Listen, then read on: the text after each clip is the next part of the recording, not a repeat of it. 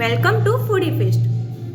આજે આપણે શીખીશું આલુ પરોઠા, જે એકદમ ડિલિશિયસ અને ટેસ્ટી લાગે છે.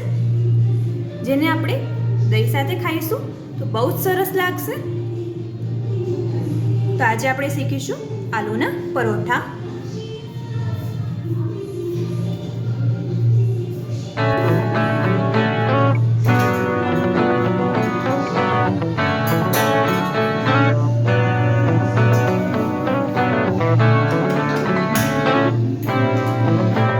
સૌપ્રથમ આપણે બટાટાને બાફવા માટે મૂકી દઈશું.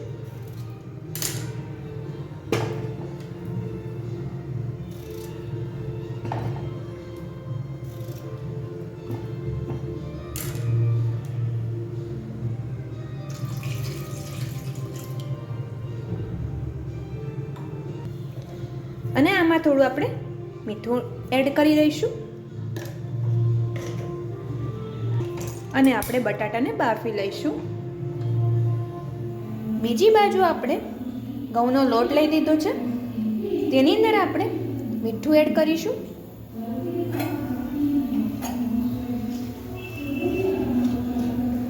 હવે આપણે તેની અંદર પાણી નાખીને લોટ બાંધી દઈશું.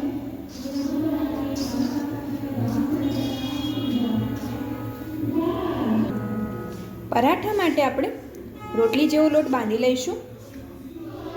तो अब हमारा लोट बनकर रेडी हो चुका है. હવે આપણા બટાટા બફાઈને રેડી થઈ ગયા છે. હવે આપણે મસાલાની તૈયારી કરીશું. બટાટાને આપણે એક બાઉલમાં લઈ લઈશું.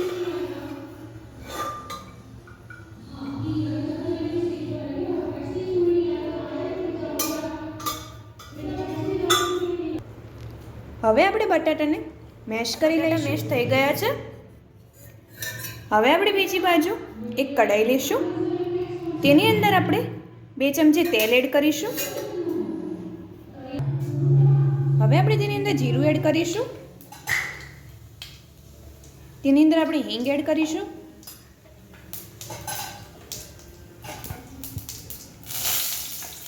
ડુંગળીને એડ કરીશું અને ગ્રીન મરચાંને પણ એડ કરીશું. સંતળાઈ ગઈ છે. હવે આપણે તેની અંદર લાલ મરચું પાવડર એડ કરીશું, હલ્દી પાવડર એડ કરીશું,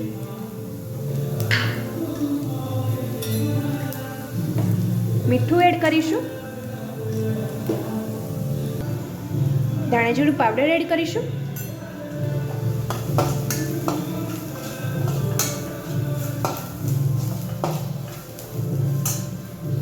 હવે આપણે તેની અંદર ખાંડ એડ કરીશું.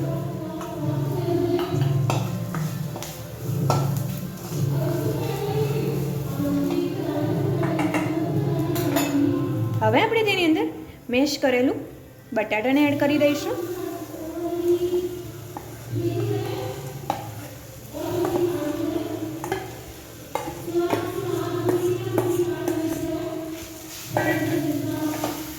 અને આને બરાબર મિક્સ કરી લઈશું.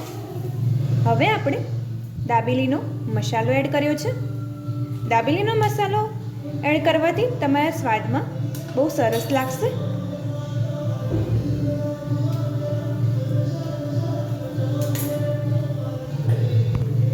હવે આપણે તેની અંદર લીંબુને એડ કરીશું.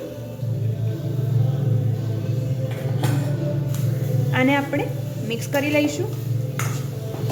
પરાઠાનો મસાલો બનીને રેડી થઈ ચૂક્યો છે. હવે આપણે જે લોટ બાંધ્યો હતો તેનો લોયો લઈને આપણે રોટલી પહેલાં બનાવી લઈશું.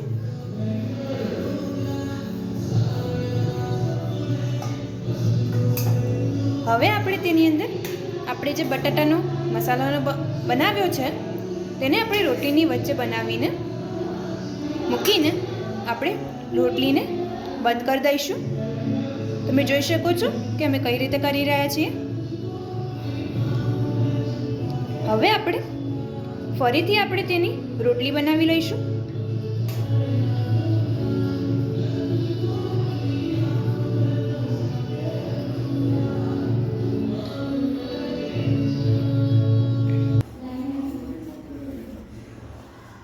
હવે આપણે આને ફરીથી વણી લઈશું.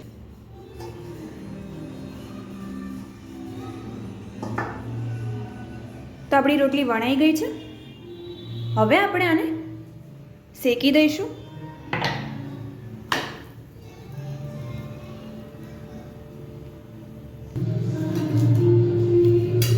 આને આપણે રોટલીની જેમ જ શેકી લેવાનો છે.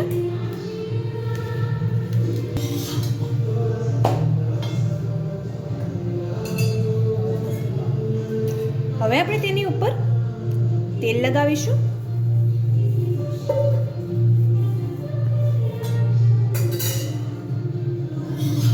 અને આને પલટી દઈશું. બીજી બાજુ પણ આપણે તેલ લગાવી લઈશું.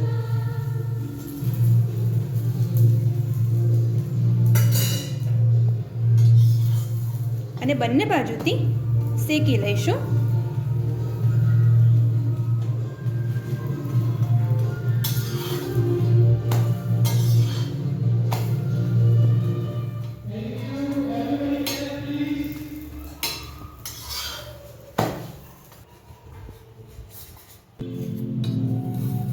અને આપણે સર્વિંગ પ્લેટમાં લઈ લઈશું.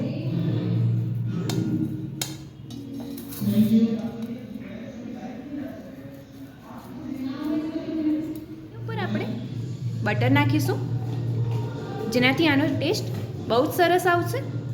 તો આપણા આજના આલુ પરોઠા એકદમ રેડી છે, જેને આપણે દહીં સાથે સર્વ કર્યું છે અને દહીં સાથે એકદમ ડિલિશિયસ લાગશે. તો આપણા આલુ પરોઠા રેડી છે, જેને જોઈને મારા મોઢામાં તો પાણી જ આવી ગયું છે. તો તમારા ઘરે બનાવીને અમને જરૂરથી જણાવજો કે તમારા મોઢામાં પાણી આવ્યું કે નહીં. જો તમને અમારી આજની આ આલુ પરોઠાની રેસીપી ગમી હોય તો અમારી ચેનલને લાઈક, શેર અને સબસ્ક્રાઈબ કરવાનું ના ભૂલતા. Thank you.